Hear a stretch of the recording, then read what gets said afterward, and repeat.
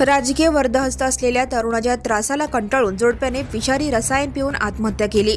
शुक्रवारी सकाळी 6 वाजण्याच्या सुमारास ही घटना उघडकीस आली।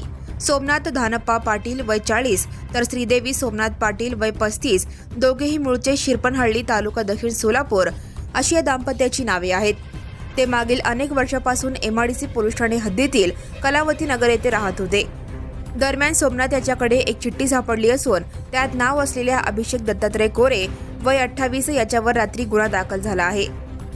मृत सोमनाथ आणि श्रीदेवी यांना 10 वर्षाची धनश्री व 6 वर्षाची देवयानी अशा 2 मुली आहेत। शुक्रवारी दिनांक 27 रोजी सकाळी 6च्या सुमारास सोमनाथ आणि श्रीदेवी हे दोघे घरात बेशुद्ध अवस्थेत आढळले। त्यांच्या तोंडातून फेस येत असल्याचे त्यांच्या मुलींनी पाहिले। ते पाहताच त्यांनी घाबरून लगेच आपल्या काकांना फोन करून घटनेची माहिती दिली। माहिती मिळताच त्यांचे काका नागनाथ हे घटनास्थळी आले। त्यांनी दोघांना लगेच श्री छत्रपती शिवाजी महाराज सर्वोपचार रुग्णालयात दाखल केले।